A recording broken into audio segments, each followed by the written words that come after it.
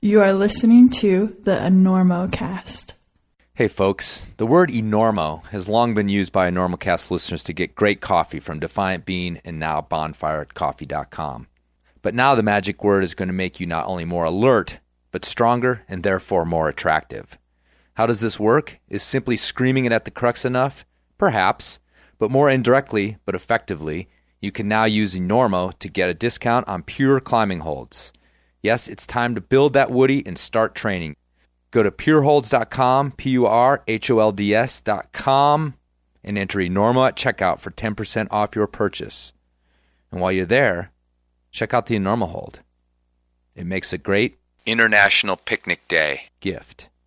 We gotta get Listen, where are you playing in town? You playing here? We're doing the Enormo Dome, whatever it is. It's terrific. Oh, it's yeah, big big house. place, We sold that it out. side of town. That's a Very big nice. place. You sold What's it that, out. 20,000 seats. We really should. The hell are you doing? I couldn't sleep. I'm checking the ropes. There was a frayed end on your rope, and I'm cutting it out.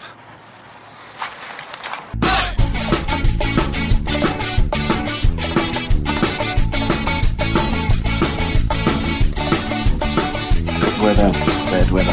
Now or later, anytime for climbing. Today's show is brought to you by Black Diamond Equipment, with support from Maxim Ropes. And Defiant Bean is now Bonfire Coffee. How did that happen? Don't worry about it. Jeff is still roasting delicious coffee that will delight your taste buds and will make you feel, smell, and seem more sophisticated.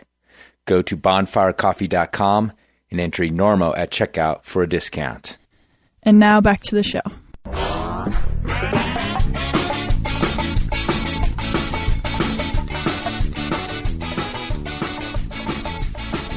Hello and welcome to the Enormocast. This is your host, Chris Kalous.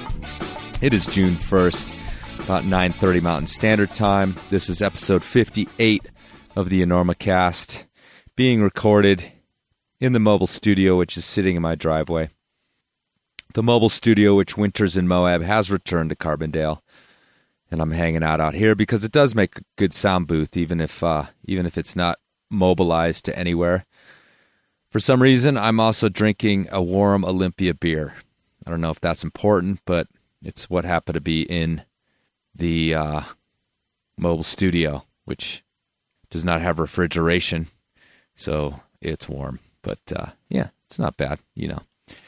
Chris Schulte's on the show today. My very first boulderer, 58 episodes without any pad sniffers. So Chris is my first boulderer. He's also going to be my gateway boulderer. He's sort of like my first toke of weed. Just a little hit on the pipe with Chris Schulte to tell me about bouldering, tell me why I should do it, what's so great about it. You know, I have this prejudice against it, mostly because I suck at it. Also because I usually think of boulderers as little kids, or sort of the cool kids, you know, wearing their trucker caps and putting their DJ sets together and all that sort of thing. But Chris sets me straight. Chris is a soul boulderer. He's going to bridge the gap for me from the dyed-in-the-wool tradster all the way to those kids, those DJs, those dubsteppers that also happen to boulder. Chris shows me the way. He holds my hand. He helps me cross the gap. And hopefully I, too, will start to boulder someday and gain its rewards. Doubtful at my age. I don't think I can handle it. But before we get to that, I want to bring up our new sponsor again, Pure Climbing Holds out of Grand Junction, Colorado, has decided to sponsor the show. If you go to pureholds.com, PURHOLDS.com, you can get a discount if you enter Enormo at checkout. The word Enormo does not just get you coffee now, it gets you climbing holds as well. You get 10% off, plus the Enormocast gets a kickback, and you should check out the Enormo hold. They've molded it, poured it, created it, massaged it, rubbed essential oils into its surface, and presented it to the world, the Enormo hold. Check it out on the website. Get one for you, your friends, your mom. Tell her it's like a paperweight or something. What are paperweights for anyway? Has anybody ever wondered that? Like, it is a thing, a paperweight. I don't know what it does. It weighs down paper, but why you'd need to do that, I'm not sure. Unless you're doing office work in a very windy place, I suppose. Anyhow, where were we? Oh, yeah. Pierholtz.com, enter Enormo at checkout. Also, I want to bring up the T-shirts. We do have T-shirts. I like to promote the T-shirts every once in a while. If you go to the Enormocast website, enormocast.com, click on the T-shirt banner. You can go and order some T-shirts for you and your friends, like your mom, whose paper is weighted down. Now she needs a T-shirt. Also, another way to represent is if you want a sticker. I've got new stickers coming, a new design coming this week. I hope if you want more of the old ones, some of the new ones, whatever, send me your address at chris@enormocast.com. I will send you free stickers. No problem. And if you did send me your address and you never got your stickers, please tell me again, because I probably forgot. And I don't want you to feel bad like I just blew you off, but that's what happened.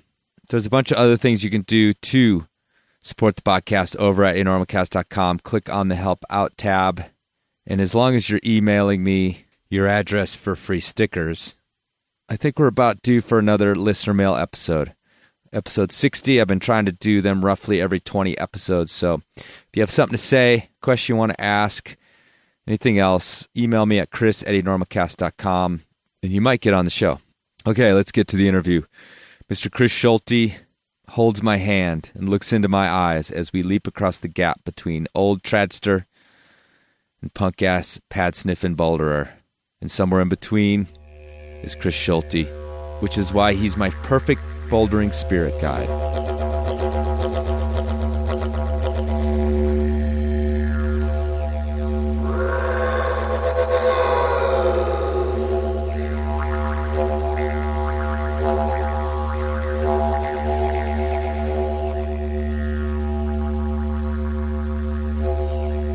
All right, let's go ahead and put our phones on and see if we can hear each other still. Yeah, I Sounds still got good. you. Good. And you're good enough in there? Yeah, I think so. Okay, cool. This is pretty good. All right. Well, all right, we got our levels, we got everything. Welcome. Okay, I'm sitting in my kitchen / living room / common area with Chris Schulte, who just came to town for the 5 Point Film Festival. Just arrived, hot off I-70, hot off the construction. Second or third time to Carbondale? How many times have you been here? Well, off and on throughout the years. Oh, really? Probably 3 or 4 times, but it's always seems like I'm passing through for some event. I've never really got to spend very much time here. Right. Yeah. Yeah, well, it's a nice town for climbing, but there's nothing actually like right here in town or right outside of town like you might have up in Boulder or whatever. But it's definitely really centrally located, although our big hole in our kind of thing around here is bouldering.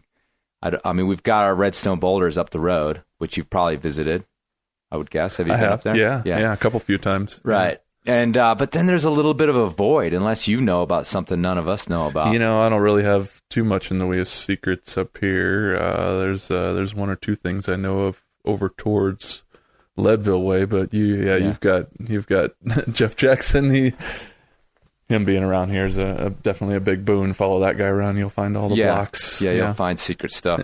But so I mean, it's definitely like one of the things that I think people who live here who are climbers are kind of bummed about. Like, there's not any quick hit bouldering. If you live here for a while, then those 3 or 4 good redstone boulders get used up pretty quickly. Although things break off up there all the time, and you get a new problem all of a sudden, but. Having a good local spot it's not the easiest thing in the world. I mean, you were saying maybe I live in Boulder, but it's kind of just in the name. It's not really convenient to boulder there, Right. It's either winter or, in the summertime we're sort of close to good bouldering. We're kind of close to Mount Evans and kind of close to Rocky Mountain National Park, but really you're driving an hour and hiking an hour one way. Right. Not so cool for a bad weather day. Across the town too sometimes, which is a daunting task. That's in Boulder. That's true. Or the small mountain town with the New York style traffic. So, but if those of you out there in Enormocast land are keeping track, that Chris Schulte, who's graciously agreed to sit down with me, is in fact my first boulderer. Although we'll talk about it, he's been on a rope. Do you own a rope? I do own a rope. Yeah. Do you use it to climb up or to come and inspect highballs and things? A little bit of each. Actually, I guess I own a few ropes. Okay. I've got my inspecting, cleaning choss rope. I've got my choss top rope, my rehearsal rope, right. my anchor only rope, and then I have an actual climbing rope that I do use. But I keep it pretty chill. Your friends and relatives come to town and want you to take them climbing rope? Yeah, exactly. Yeah. But most of my friends know me too well. They realize it's a big show. It's all for looks. But we sat down a few weeks ago at the Red Rock Rendezvous and had a nice little conversation, which I think I'll have posted by the time this comes out as a little primer. But one of the things that happened during that conversation was that even in the 10 minutes or so, you started to talk to me about a kind of some solo missions that you'd been on. You started to talk to me about being out in the wintertime in Indian Creek all by yourself or relatively alone in the quiet. And you're looking at me, you don't even remember probably some of the stuff you said, but right away it struck me as you've got this connection to bouldering, and in this case it was in Indian Creek, and kind of hit on a lot of the things that I think connect me to the desert as this crack climber, this guy that climbs on the rope. And so, I felt that great void that I feel, that great distance I feel between me and boulderers kind of start to close a little bit for a minute. And so that's when I was like, man, I got to have him on the show because you're going to be my gateway drug. You're going to be my guy who's going to help me bridge this gap to the, to the trucker cap wearing, like pretend DJ boulderer that I've lumped all the other boulderers into. It's 5-panel caps this year, actually. What's that? Yeah. See, I don't even know. I'm out of it. Moving on. Yeah. A 5-panel cap? Yeah, dude. No. All right. See, I'm way behind. And the thing everybody's behind like a 13-year-old skateboarder kid. So, yeah, exactly. That's the watch right there. It's actually embarrassing That's your watermark. when someone my age tries to wear something like whatever the hell you're talking about. I think personally, have a little dignity. But and no joking aside, I mean, I like when you started talking about bouldering in Indian Creek and this like mission that you went on in the middle of the winter, I felt like, okay, I can get that. Like I get it. I started to sort of feel this like little bit of kinship.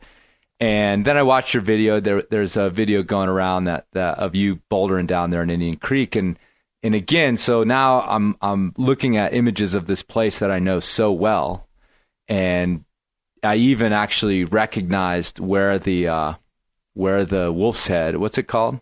Yeah, well, we just called it the Wolf. Originally, it was called Airwolf. Right. A nod to that pretty awesome '80s show with the helicopter and Ernest Borgnine, and So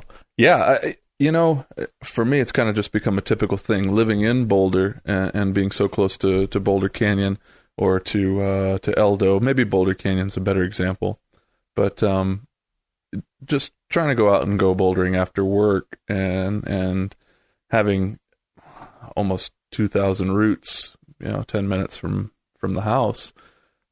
It's become pretty normal for me to go up to a climbing area and find boulders where typically, people have just sort of walked right on by going to, do a crack or a sport climber or whatever. So, it wasn't all that big of a surprise, that's for sure. There's so much rock standing around there. And everyone I talked to said pretty much the same thing, like I feel like the most bouldering that people have done out there is kind of on like a rest day or something, to take like, put a bunch of sunscreen on and bring a 6-pack and we're only bouldering today. Right. No, absolutely. And I mean, a lot of people just aren't even prepared for it. I mean, maybe they've got their bouldering pad because they're sleeping on it. Exactly. But, because I've been in that same boat, two friends and I went up to do this kind of remote climb called Winter Takes All. And there's nothing else really around it. And we all climbed it relatively quickly in the morning. And it's on these disappointment cliffs, which are kind of mid Indian Creek, not very frequented. But it's cool, and you'll recognize this from having kind of been searching out boulders, but it's got one of those double talus cones. Where you go up and then it levels out. So you're going through the two different bands of sandstone. And you probably also know that a lot of those boulders that you were probably searching out seem to like to sit up on that flat zone up there. There's a few different layers that are worth looking at for boulders there. The typical Wingate layer that most of the crack climbing is on. I mean, there's fabulous bouldering in there, and that's probably the majority of it. Just above that, I want to say they call it a Bajo sandstone. It's a little bit whiter, a little bit a little bit more weathered, I should say, because I guess the Indian Creek sandstone is actually white underneath all the red. That's some chemical reaction or something. But a little bit softer above that. Then right below the Wingate layer, there's a really dark, really compact maroon stuff. And oh man, that's great rock. It forms really good shapes. It cleaves really cleanly, and it's just so dense. It's like climbing on a sharpening stone sometimes. It's real cool stuff. And then right below that, there's another layer that's sort of similar to Joe's Valley or Mill Creek or what have you. Like a gritty, sort of a heavier grade sandpaper. And fewer holds and so on. Fewer than few holds. But a really cool area because as you drop down into the canyon and make your way towards the river, basically that runs through Canyonlands National Park, you're passing through all these different layers of sandstone in a pretty short distance. So you can really cover a lot of different kinds of rock right there. Yeah, and like you said, people had been there and done these kind of sort of rest day type bouldering sessions, and that's what I was getting at, was that we actually ended up coming down, by like 11, and then we started bouldering around. And the reason I brought up that layer is for no other reason than I think a lot of the Wingate blocks end up down there, but then they're on a nice flat surface. Yeah. And all of a sudden we were bouldering without pads because we hadn't brought them out for the day, but you had a nice landing that was relatively soft. We weren't going for it too hard, mostly stuff in our approach shoes. But yeah, you had those nice blocks just sitting on a nice flat sand surface up on that layer of the sandstone. And it kind of reminds me of where the Wolf is, in that it does that there, that little step. Absolutely. Yeah. Like the best concentrations that I came across are either on the benches, like you say, kind of removed, lifted up from the road, halfway up, on a little step on a talus cone, or in pretty much the narrowest of canyons, I guess. Just anywhere they get caught. Yeah. Yeah, and just, you look out and there's tens of thousands of boulders maybe, but again, like if they're up there halfway down a talus cone, where are you going to land? How are you going to set up? Who knows? Maybe that's something that sort of affected, let's call it the pace of development out there, in a way, apart from just the fact that it's a crack climbing area. But today it seems like, with places like Rocky Mountain National Park, again, or Mount Evans, landings are terrible now. It seems like, bouldering's, it's not really as simple as maybe it used to be. You climb a lot of long roof problems up in the park, say, 20 feet of roof climbing over jumble of talus, like, washers and dryers and microwaves and so on and so forth. It definitely starts to kind of change your perspective on landings and so on. And I think, like I said, I've been climbing in Indian Creek for a really, really long time, and I always saw these blocks, but never really thought that it would really be reasonable to boulder on some of them because of landing concerns or because of height. So I don't know, maybe a couple of years of climbing in the park or something like that just sort of changes your perspective, I guess. Right. Yeah. It's like the modern form of bouldering is terrifying to me. In terms of that, like, you and I, we've both been to Fontainebleau. You mentioned in that last little interview is when I asked you like what the greatest climbing area is, that was your go-to. Yeah. And it was one of the first times that I went bouldering somewhere specifically to go bouldering, other than, an afternoon at Rotary Park or something like that. Good choice. There's a big gap between those two. But where some friends and I in France, we saddled up and that's what we were going to do for a few days. And, it was one of the first times where I really connected with it and was like happily doing it all day long. And obviously it was a beautiful place. But then also the landings, I mean, it's so like ready to be bouldered in, you know? Totally. Yeah. That place, one of the reasons that I think that it has such a rich history of climbing and bouldering is because it's so convenient. I mean, yeah, it's really flat, and there's these really attractive shapes they're right there. They're right next to the road. They're in these really pretty parts of the forest and so on. And yeah, I mean, you definitely picked a good spot to just sort of to find your bouldering self, you know, because the movement's really engaging there. You know, it's not quite just like you know, pull down and jump to some really nasty hold that you don't really want to hold on to. You know, it's maybe it's a little more cerebral, I guess. You know, and that's what appeals to me. Well, I agree. Like it was one of those times too where I had these moments of realizing that the difference between doing one of these problems, and we're talking about, I don't know what, like the blue ones, whatever those kind of fit into. There's these circuits there with sure like different colored problems that kind of fit into different grades.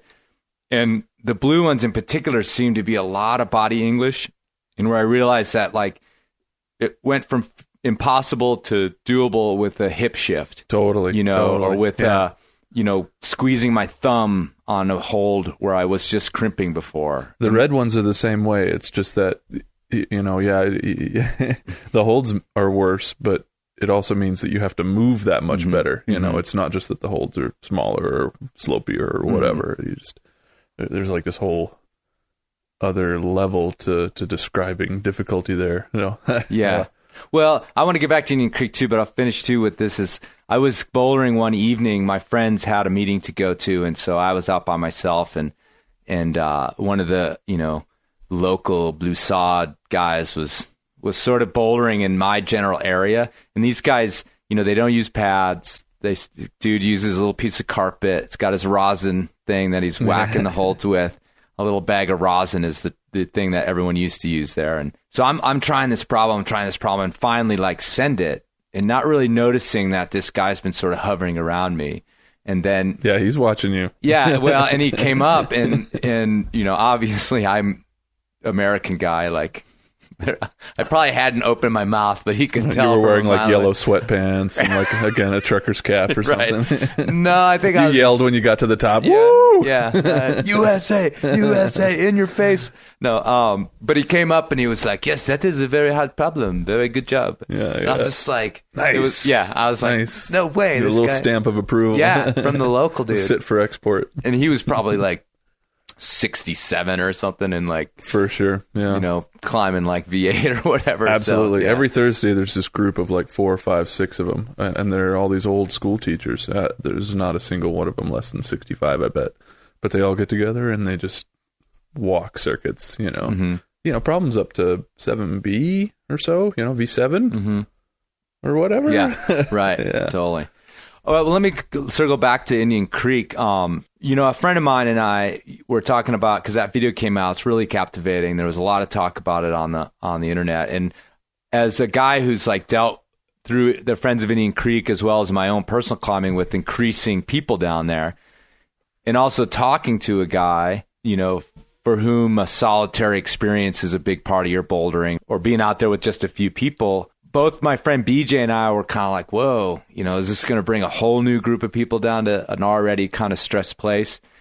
You know, so where do you kind of fit in that? I mean, that wasn't like a reaction where I was like, God damn it, you know, what is he doing? It's, you know, our area. Yeah. But, you know, and I thought about how the infrastructure down there is set up with trails to the cliffs and everything else. And this, should it be something that draws people, could create a whole nother thing with new trails and new places, throwing pads and things like that. Absolutely. Something I was thinking about pretty much during the entirety of my stay there. You know, I mean, I was there, this winter I was there for 2 months with about a 1 week break, pretty much right in the middle. And, the whole time I'm going to these boulders, you know, over the years, I've been to a lot of these spots, and I've walked these same sort of little cow trails and drainages or whatever. And it wasn't ever a big deal because it was just me, and no one else was going out there, you know. But the more time I spent out there this season, and the more things that I found and cleaned and climbed, and you know, I just started getting a bigger picture in my head of like basically how good it is there, you know. and really how special it is, and particular, and all of these things together are gonna make it a draw, you know. So yeah, I mean, it definitely made me conscious of where I was walking, thinking that, you know, somebody's going to follow my footprints and so on. Right. So me and the handful of people that were kind of trying to put up these problems, we definitely paid a lot of attention to where we were trying to establish our trails, knowing that someday down the line, this could be an issue that's going to need some sort of official dialogue. Or we're gonna. Nobody goes to Boulder in Indian Creek, you know, and right now there's all these trails that go bang straight up to the cliff, and then once you're along the cliff, it's almost like anything goes. You know, it's like river access in Texas or whatever. If it's navigable water, you know, go to town. But you know, if it's the minute the stream changes or whatever, you're trespassing. You know, So with all that stuff in my mind, you know, it definitely got me thinking about the future and about how, you know, not only how landowners and let's just say crack climbers are going to react if a bunch of boulderers turn up out there, all stuck in their ways. Yeah. Let's call it what it is: sport cracking. The sport crack climbers. But you know, basically, right now it feels like it's a novelty. You know, somebody driving by sees me with my pad or whatever, they're like, "What is that guy going to do?" You know, right? But it is good, and you know, maybe it'll draw people, maybe it won't. But yeah, I like solitary time myself a lot. That's a big part of my experience.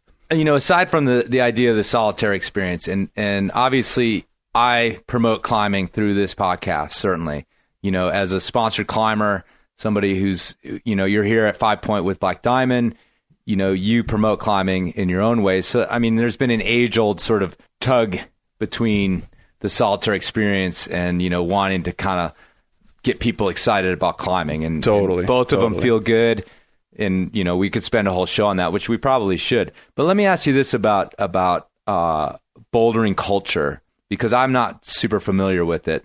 When you talk about building these trails or trying to think your way through these paths to get to these boulders, because, you know, you have the cryptobiotic soil and you have a relatively fragile existence out there in terms of ecologically. I mean, again, we could talk about the cows and how fucked up they've already made it, but we can only be responsible for ourselves. What is the culture in bouldering? I mean, you know, again, I have a stereotype and I know it's wrong, and I just think it's funny to continue keeping it, you know, of sort of a group of people that aren't quite as maybe conscious of those sorts of things. I mean, I know like the pads piling up in Rocky Mountain National Park were a problem and all those sorts of things.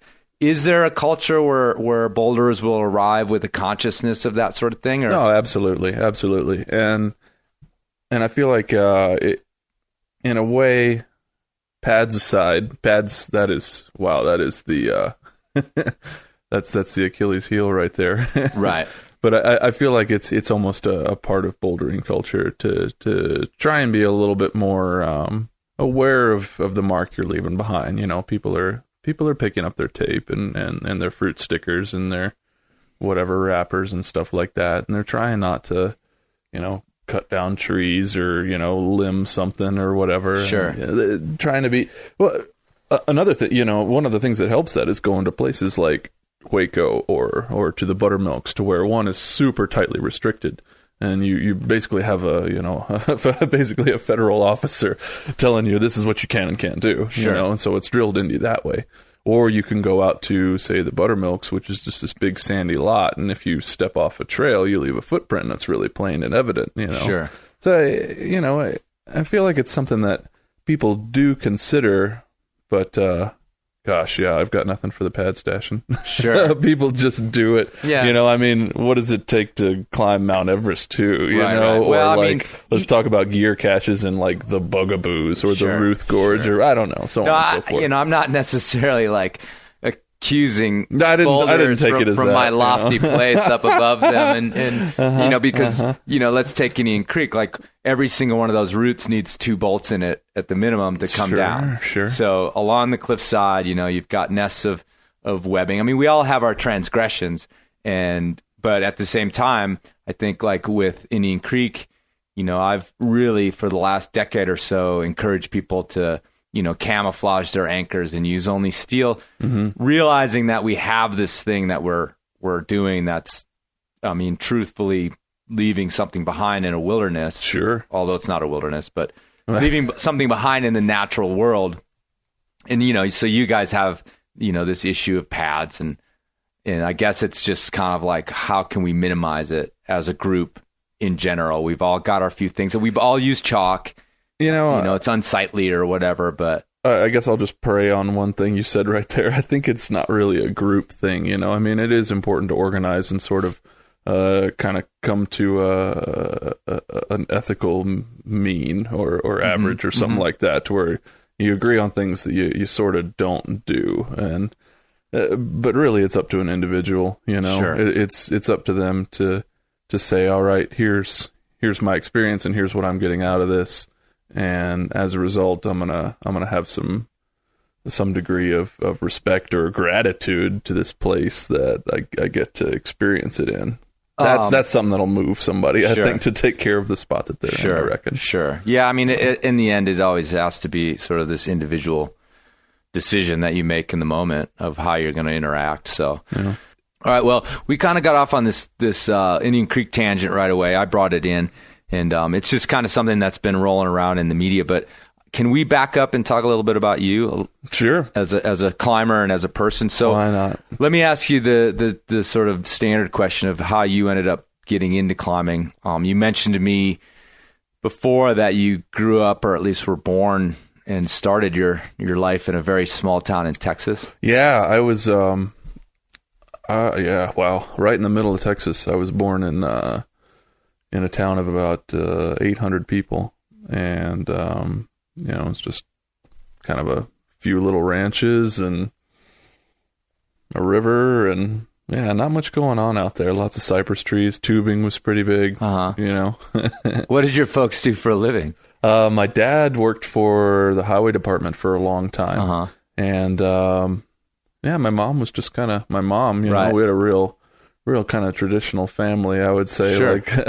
So I was born pretty late. My folks they're older. My dad's now in his mid to late 80s, and my mom's in her late 70s. I was born when she was 41, and my dad was 47. So basically, I was raised by these people from a totally different era. Like way different. My dad went to like a one-room schoolhouse and spoke German in school until he was 12, when somebody came down from the state of Texas and said, well, now we got to teach school in English in all these parts. They just lived in this little farming community in the middle of nowhere. So interesting upbringing. It's quiet, a real tiny town with some people from a different set of values. I feel real lucky for that. So we talking like Last Picture Show kind of scene? Have you seen that film? No, I don't know that one. Oh yeah, what do we got? just small town Texas, like teenagers causing trouble because there's nothing else to do, kind of thing. Yeah, to some degree. It's kind of funny because the town was so small. It wasn't like it wasn't like your average 70s stoner movie where, everybody's going to keggers and stuff like that. Sure. Actually, no, that's a total lie. Now that I think about it, that was kind of the thing to do, was to go to your assorted river crossings around the border of town or whatever and drink. And then that was Texas. That's normal though, because I lived in... being a kid. Yeah. I lived in the suburbs, and if there was like 1 acre of woods, totally, we found it and drank in the middle of it. And in fact, there was a cornfield still, which is now condos and stuff. But and when the corn got tall enough, we would stomp out to the middle of it and then stomp out a circle. And we're like literally surrounded by neighborhoods, but we could like hang out and party out in the middle of this cornfield because no one could see the first crop circles and whatever. Exactly, yeah. Exactly. The weird little arms are where people went off to go take a leak. Yeah, exactly. Yeah, totally. So nice. All right, so you're in this town, but so nothing to climb but cypress trees. The first thing I remember about rock climbing ever was from National Geographic, and it was these dudes. I think they were on K2. Something absolutely horrific. It looked heinous, you know, in the big North Face space suits, you know, and they're like aid climbing in a sideways snowstorm at, you know, who knows what elevation, and who knows how long it took to walk back there with however many porters. You know, It was the 80s or early 80s, and these guys are doing, God knows what. I want to say it was something on K2, but it looked so miserable and heinous and totally opposite from the middle of Texas, you know? Right. Yeah, I was super pumped. I immediately like took apart my mom's sewing kit and made like ropes and harnesses for all my GI Joes and stuff. And yeah, that was where climbing started for me, I guess. You know, I took my Army surplus gear from whatever store that I used for playing Army in the woods, and tried to make some climbing gear, and climbed a bunch of trees. Aid climbed under my tree house, stuff like that. You know, took some pretty sweet grounders from some oak trees. Right. This is like ripped theme. A lot of gear out. Yeah. This is a theme because I've talked to Jeff Jackson, also growing up in Texas. Yeah, just up the road. Yeah, and talked to Dwayne Raleigh, you know, and they all kind of had the same story, like piecing together a bunch of gear and then falling and hitting the ground a few times. Maybe it's a regional thing. I don't know, because DR's from Oklahoma or something. Yeah, exactly. Yeah. Maybe it's a regional thing. All right, so how'd you bust out of this town? So my folks retired when I was maybe a sophomore in high school, and bought an RV. Did a pretty typical retired couple thing, you know. Yeah, retired Texans. They bought an RV and we went to Colorado, you know. Come on. Sure. I've been coming to Colorado since I was like 2 weeks old. I got a couple sets of aunt and uncles that, you know, have property in Pagosa Springs or whatever, hunting cabins and stuff like that. So I've been coming up here all my life, and I guess when I was 14, 15, we made the move to Durango, and I finished high school there. At the time, I was into to riding mountain bikes, and this was 93. So wow, yeah, Durango was the place to be for mountain biking. You know, every hero in mountain biking lived there at the time. It was super awesome. We had a high school mountain bike team. And one of the guys on my team is doing these one finger on each hand pull-ups on a bar one day, just while we're waiting to go out for our ride. I was totally blown away. And one of the other guys said, "Oh, well, you know, it doesn't count. He's a climber." I thought, all right. You know, I thought it was pretty cool, basically, to do these one finger pull-ups, and kind of came back to climbing just to do that, I think. I don't know. Yeah, because at the time, you know, I was just riding bikes, and skateboarding's always kind of been a pretty big part of my life, even though I've never been good at it at all. So yeah, from there, I got myself a little top rope rig and a little bit of gear before I knew how to use it, and pretty much just jumped into the ocean to learn how to swim. You know, it's kind of a mess. But yeah, it was a good place to learn. And did you tell me that like one of your first, or maybe even your first climbing trip was to the creek? Yeah, totally. Like the first time I ever, you know, packed up a rack and went somewhere, it was actually going to be a sort of a dirt bike riding trip. We had these 4-stroke enduros when I was just out of high school, me and a couple of friends of mine. What year about was this? Oh man, 96, 97. Okay. Yeah. Probably. You're in your 30s? Yeah, I'm 36 now. Okay. Yeah, I'll be 37 in August. Gotcha. All right, so you're on this trip to Indian Creek. Yeah, trip to Indian Creek, you know, we're going to ride dirt bikes. You know, nobody's in Indian Creek. You can ride dirt bikes anywhere in 96, whatever. But my buddy says, "Hey, you know, I hear there's some climbing out there too. I don't know anything about it, but maybe we should bring some gear along." So yeah, I've got this little Colorado rack of single cams, you know, and like a double rack of nuts, you know. So, yeah. Brought all that stuff along, and you know, that got us up like 5 climbs. You know, I was only looking at certain depth on maybe 2 of them, I guess. Sure, yeah. But yeah, you know, we did what we could, right? And then after that, we just went bouldering. I mean, one of the things that you're known for is developing a lot of the bouldering around Durango. When did you first start checking that out? That, you know, I mean, I started bouldering around Durango when I was still in high school. So yeah, I guess like 93, and then probably the bulk of it at the end of the 90s into maybe 2002, right up until about 2004. I lived there, and I think 03, 04 is when I moved up to Boulder. Okay. So that was just kind of part of life, you know. Durango's an interesting town in that it's really convenient, like we were talking about earlier. It's a dream, you know. You're 5 minutes from climbing, be it, you know, trad or sport or bouldering, or there are tons of bouldering there. Just these little areas, you know, and you can ride your bike to any one of them. You can ride a trolley to half of them. So it's really convenient if you have time on your hands. Or what do you mean a after trolley? Work. Like literally a trolley, like San Francisco. There's a trolley in Durango? and shit. Yeah, there's a trolley.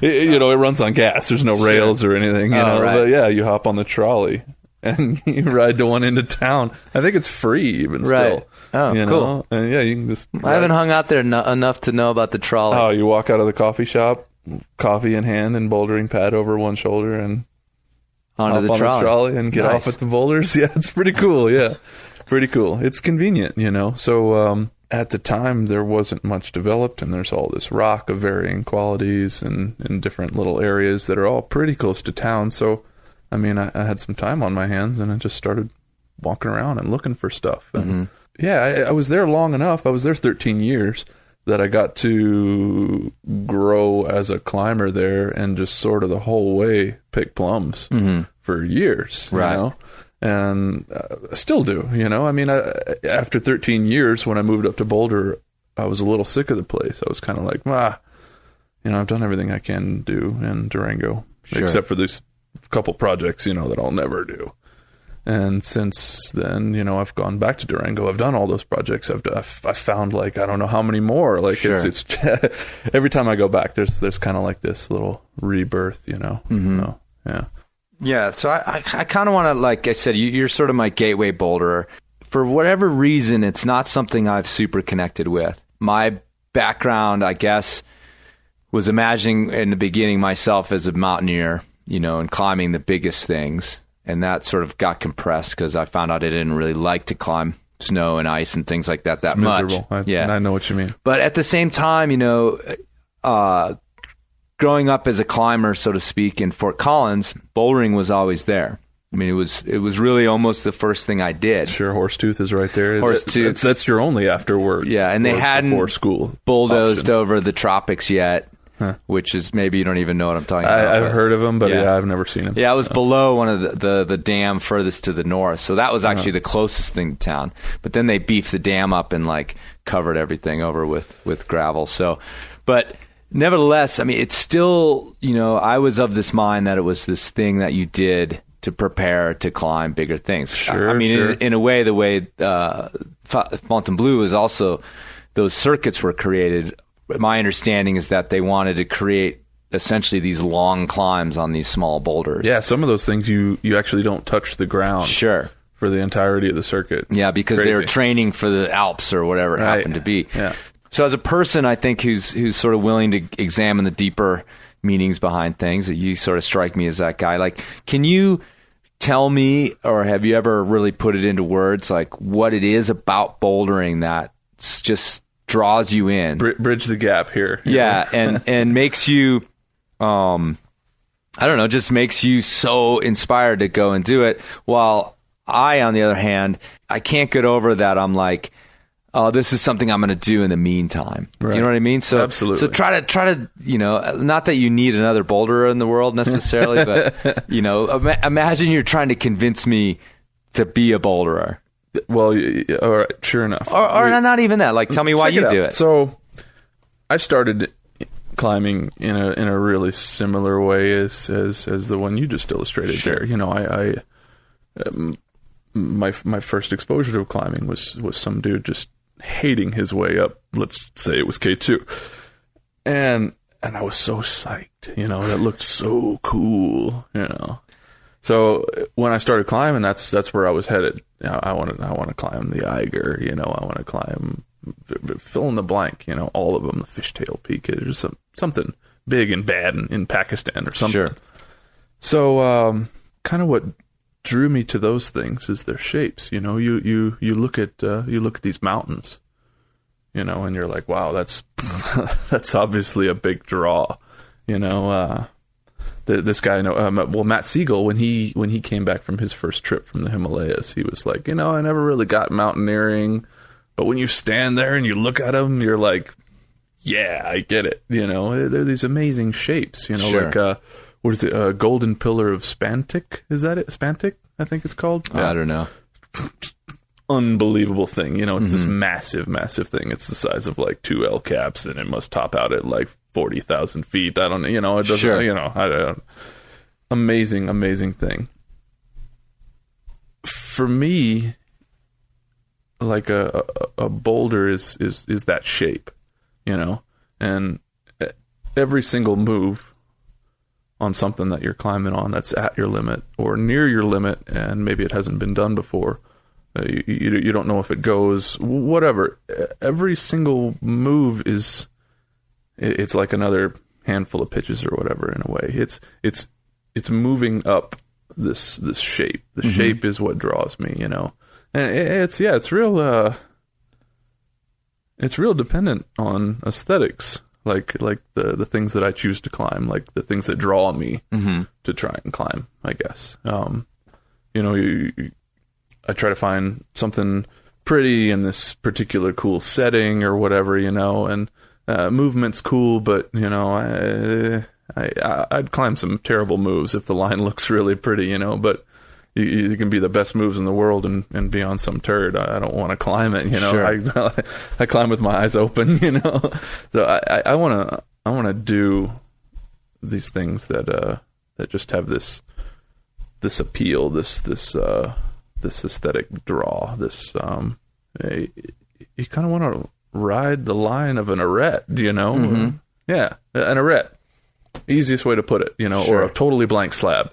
You look at it and you're like, there's no damn holds on that thing. How do you do it? You can't do it.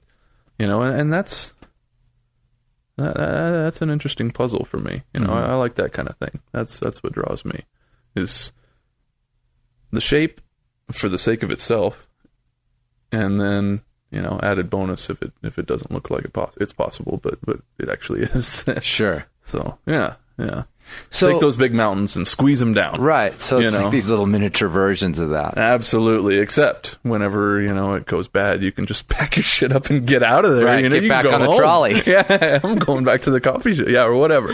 Yeah, you and there's no gear to like. Oh no, but I got to go get the anchor down or what. You just walk away. Well, examining my problem, one of the things.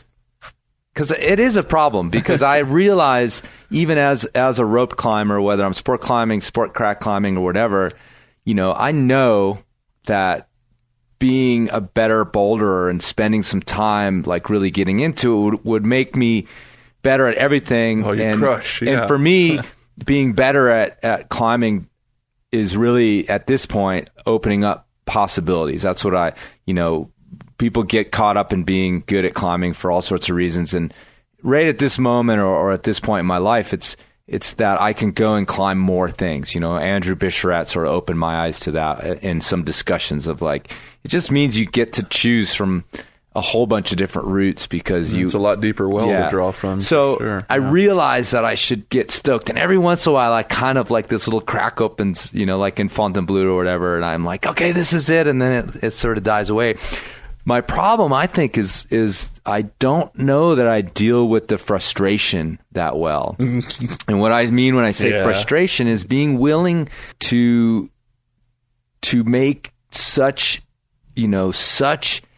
incrementally small progress over time. I think I just feel like, and I feel like I'm not alone in that. I don't even know why they call it a kind of climbing. It's more like falling, because you're failing like 85% of the more, like 90% of the time you're failing, So yeah, and I don't think that's that different in sport climbing, but at least you've gotten to climb like the 35 feet up to get to the crux. One of the biggest things I've noticed that's a difference between now we can say sport climbers and boulders instead of trad climbers and boulders.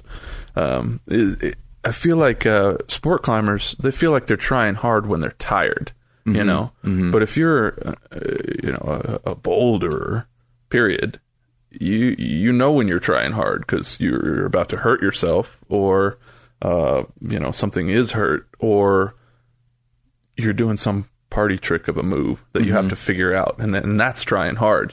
Sure. It's not like a running kind of tired, like, sure. I just ran like 3 miles, and right. I wanted to run 3.5, but hey, at least I ran 3. But I feel like bouldering, on the other hand, is like, well, I needed to get the piano up the stairs, and I didn't. Right. Period. Well, yeah, because I didn't get it 3/4 of the way up the stairs. I just didn't move that piano. Right.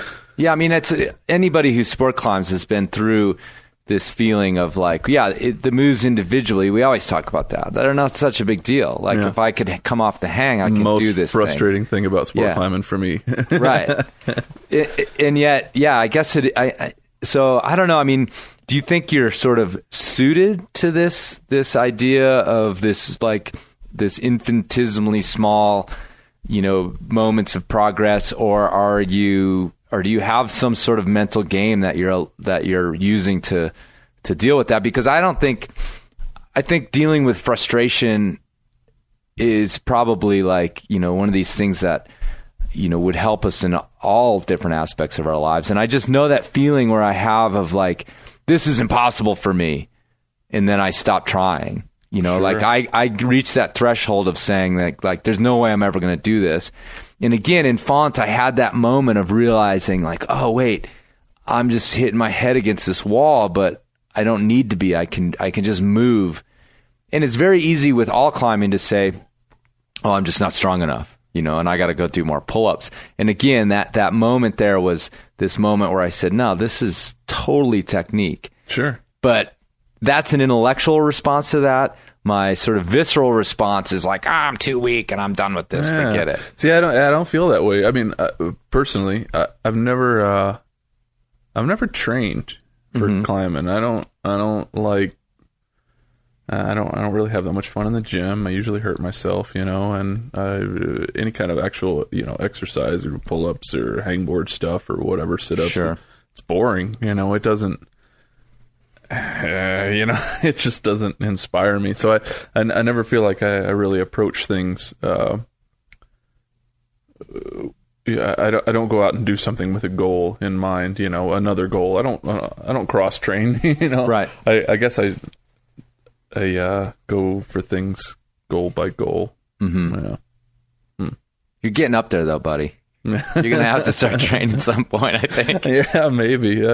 I guess I do a little bit now, but it's mostly just because I got to do stuff to take care of injuries. Sure. Things like that. Sure, yeah. And you just came off of a kind of a season of a bit and of I injury. just got another one too. And Did you really? Yeah, it's not so bad though. It's just a little finger, and I think it'll go away. The finger? Pretty soon. And the previous one was a shoulder. Yeah, a pretty big shoulder. I had just come back from my last trip to Font, and amazing trip, like best trip of my life. I climbed something I've been working on for a long time. It's the hardest thing I've ever climbed. And then, I came back to Colorado to a really wet spring. And so I was just helping out, setting roots in the gym, kind of messing around, and hurt my shoulder pretty good. I've got 2 tears in my labrum and a partial thickness tear of my infraspinatus tendon. And, I took like 4 months off of climbing. It was most time I've ever taken off. Right. From climbing, which was pretty weird. Right. Yeah. So, how did you end up dealing with that? I rode my bike mostly. I didn't really deal with it very well, actually. It was kind of it was so heavy. It really kind of took a lot away from me.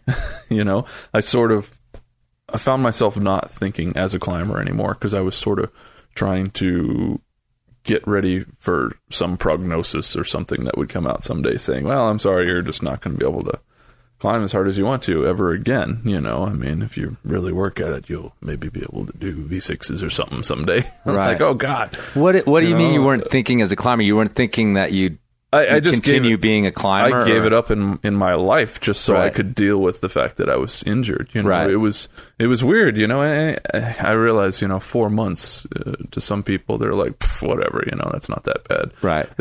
Absolutely unheard of for me. Like Right. when I first started climbing, I never took rest days. I climbed 2 years in a row, every single day. I just never. I rest, when I need to, and up until that point, the worst injury I'd ever had, I was out maybe 2 weeks or something. Oh, and it was dark, it was so bad. But this, it seemed so bad that I really just had to change my perspective on how I viewed myself and how I viewed climbing, just to sort of deal with it in a way. Like I would walk past the coffee table in our living room and see a climbing magazine on it, and it looked kind of stupid to me, like I'd see someone on the cover, the cover of a magazine. Right. It's obviously a beautiful shot. It's on the freaking cover, somewhere beautiful, and somebody doing something sick. And I was like, what are you doing? What are you looking for?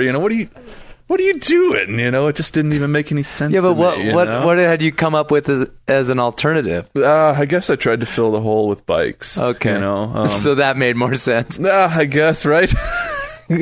Yeah, go ride your skateboard again. Exactly. No, and that's what I did too. Yeah, that's what I did. Well, it's funny because I always make this joke when people talk about like, stopping climbing or whatever, and I always reference the Back to the Future movies, where in the first one, when the past started to change, he started to fade out of the picture. Okay. Do you remember this? Sure. Oh yeah. Yeah. Oh yeah. And that's like, I feel like if I stopped climbing, that would like happen to me. Like I would just like the guitar would start playing funny. Yeah, exactly. Hey, are you okay, man? And all these pictures I have of myself, people would just find like, it would just be a picture of El Cap instead of me on El Cap. They'll be like, why does he have all these pictures of rock walls with nobody on them? Because I would just like, my personality would just dissipate, and pretty soon people would just be like, wasn't there this guy that used to live here? He's just like gone. I'd be afraid of losing the ability to see lines. That would freak me out. Like, I remember the first time that I sort of got rock climbing. It was in Turtle Lake in Durango. And we'd go to this tiny little boulder garden like 4 miles from town. It was really close. Me and all the skateboard hoodlum friends, we'd climb up on these boulders, and take 4 minutes and 20 seconds for ourselves, and just sort of hang out. Sure. And just sort of a rare boulder around there every now and again. There weren't that many people bouldering at the time. Giving you crusty looks. Yeah, and just quietly just crushing, no pad or whatever, and just doing stuff. And I was so blown away by this guy climbing this, this overhanging, turns out it's like a V2 or something like that. But blown away that he could just move up this overhang so effortlessly and smoothly, especially when I tried to pull on and try these moves. Sure. But anyways, he pointed out some hands and feet and was like, here's this line, this one's a little harder than this one, so on and so forth. And it was instantaneous. Like I got it, and I remember walking through the boulders after that, through this little boulder garden, and seeing lines, ones that hadn't been done even, Sure. You can connect these holds, or this, why can't you go from this arete over to these holds, and so on and so forth. And yeah, and since then, you can't look at a rock or a cliff or whatever without sort of seeing the passage or something. No, can you imagine that going away? Well, that's interesting. And it's just a rock after, It's interesting that you even bring that up because, I guess I just assume, I never really thought about it, but that was innate in everybody, but of course it's not. And that's one of the things that... That's how you get, like, don't you know you can walk up the back here? Right, exactly. Yeah, and just... they just want to get on top. The idea of the line within a boulder. So that was like an eye-opening experience for you. Oh, for sure. Yeah, that was big time. That kicked off life. Well, it's part two. It's interesting that you say that, too, because I always have this. I have a moment in life where I was kind of a motocross kid. Oh, okay. So you can understand a little that. bit of that myself. Yeah. And then I was at the same time sort of this like outdoorsy kid, and there was I don't have to get into it too much, but there was these moments I can cite where that was divided in a path. Sure. And not 100%. Obviously. You can be an outdoorsy person, ride motorcycles or whatever, but whether or not I was going to delve deeply into which lifestyle. For sure. I mean, was chosen. Or are you going to grow up and be a hunter? Right. You know, or you're going to grow up to be a bird watcher or a canoeer or whatever. Like, finding your path or whatever. For me, it was all about, like, well, just like when we would go to these spots initially, you know, we just wanted to go somewhere and smoke a bowl somewhere cool, you know? Right. So, like, for me, going to the mountains was super obvious, you know? Like, and climbing was even more obvious. Wow, dude, we can climb up like 3 pitches and we'll be on this amazing ledge and we can hang out up there. Sure. You know, and that was the whole draw, is to go to these cool places. And I mean, yeah, I wouldn't have been to a tenth of the places I've been to without climbing. You know, it gave me a reason to go somewhere, you know? Right. I've seen a lot of cool stuff because of it. Let's wrap up with that.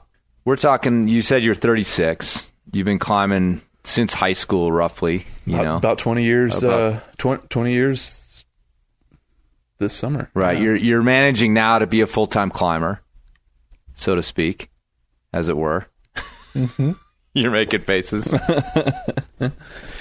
You have to once in a while pound a nail or two or what? Yeah, stuff like that. Yeah, totally. Cut down a tree or make a concrete sink or something like that. You know, what have you. But nevertheless, you know, you're sort of living the lifestyle. So, as a 36-year-old, looking at kind of what your goals are now, what's sort of in your mind in terms of, you know, what's next in terms of your continuing this path that we just talked about, this thing that you chose 20 years ago to start going down? Well, you know, for years I've said, well, yeah, climbing's my life. Climbing's my way. It's my yoga, whatever. Sure. It's my martial art and all this stuff. And then when I blew up my shoulder and was looking at, hey, you might not be able to climb anymore, I thought, great, you know, my whole religion is just evaporated. You know, it's gone. The picture's fading. There's no Santa Claus. You know, it's over. So now that I've got over that, I've got a whole new perspective on injury. You know, with this little finger tweak, 6 weeks is like nothing. But with that in mind, it's sort of reinforced that, you know, climbing's for my life. It's something that I'm going to do.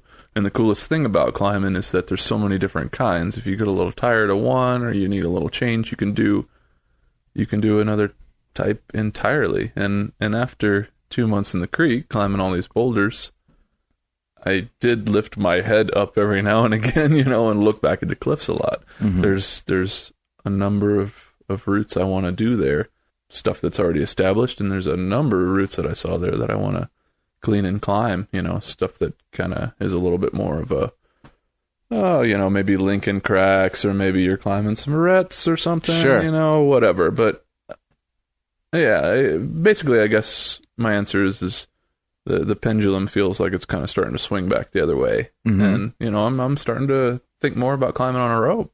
Sure. Yeah, I'm looking forward to this summer. I want to spend some time up around Mount Evans and clean and climb some routes that I have been looking at over the last couple of years. And yeah, you know, I usually have like I got a really big stash of stuff that I sort of save for when the time's right, you know. And so yeah, I guess I'm just sort of getting ready to break into a different little stash, maybe a different, totally into something else now. Yeah, no, I mean, everything has its sort of ebb and flow, I guess, is what I'm getting at. And you know, it's obviously performance changes. I'm 43, you're 36. Performance starts to change. You know, these intense movements on bouldering, like it just seems like maybe it can't last totally forever. Well, maybe it's hard to say. I mean, the cool thing about bouldering is it's so specific according to every single person and their physiology, their biology, their genetics, whatever. You've been called a compression savant. A savant, huh? Savant. That's a direct quote. Fabulous. I'm gonna look up savant. I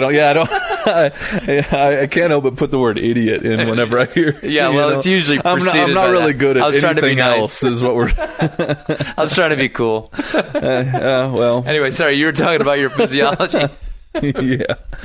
So I want to say that you can continue to climb hard as you get older, but yeah, I'm not going to tell you that I haven't, you know, freaked out about it and been like, wow, I've had a couple big injuries in the last couple of years, and you know, there's no coincidence that I've passed 35 or whatever, you know.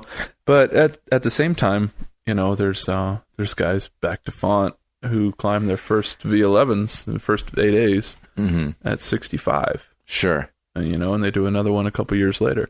I like my favorite, the thing that bolsters me most is thinking back to like old kung fu artists, like real masters back in the day, and they would always say like, well, don't mess with that guy. He's in his 50s.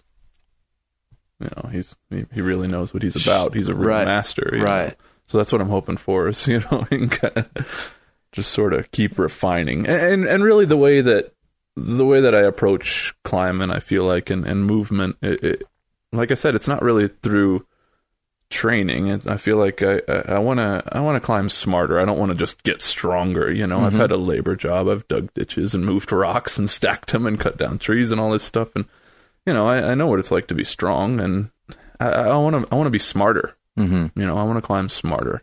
And I mean, yeah, I'm 36, but I climbed my first V15 at 36.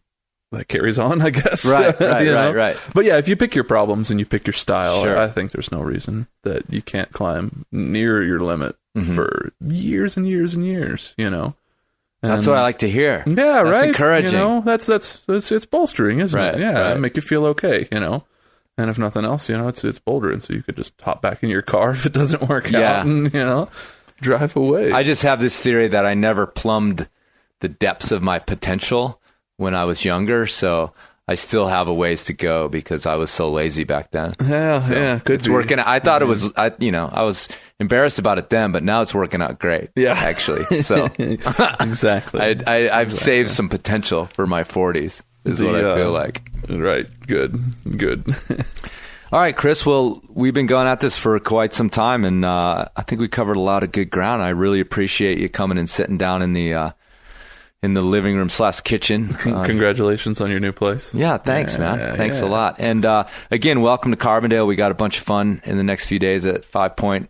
You're going to be running the bar over there. Yeah, I'm going to be pouring beer for the next 3 nights. All right. Like a regular shift. Nice. Yeah, it's going to be a blast. Good. There's a whole bunch of BT athletes going to be there. I like going to these events, especially BD events, anything that they have such a presence at, because we've got all these skiers and sport climbers and trad climbers and ice and mixed climbers and me, the boulder or whatever. It's kind of interesting to like hang out with all these different folks who are just really good at whatever they do, that it's so different from whatever you do. So yeah, I'm looking forward to it. Right on. Well, thanks a lot, Chris. Thank you.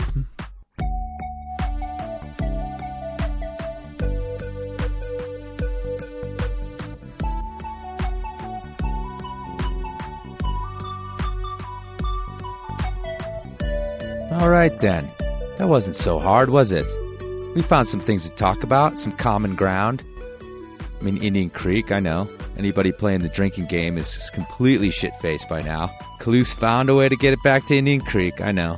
It's pretty bad. But he's the one that made the video. Anyhow, sky's the limit now. Who's next, boulderers? Come and talk to me. I actually saw Daniel Woods at 5 Point for like 45 seconds and made the pitch. He just looked sort of confused. Come on the show. Where's Dave Graham? Where's Daniel Woods? Where's Clem Loscott? Fuck yeah. I want to talk to Clem. Yeah. I want to talk to that guy. Who knows that guy? Somebody put me in touch, man. Talk about soul. That dude's got soul. All right, coming up in July, remember, International Climbing Festival in Lander. The Enormocast will be in attendance. Hopefully the mobile studio will be there, provided it makes it in one piece. Last year on the way home, I blew out an axle bearing, but she's ready to make the journey again this year. See you next time for episode 59, where I finally bag one of the most elusive creatures the Enormocast has ever tried to stalk. The artist climber storming out of KC. Yeah, you know who I'm talking about. And if you don't, tune in next time. And if you have packed up the pads, put them away and gotten your rope out, please, please, please don't forget to check your knot.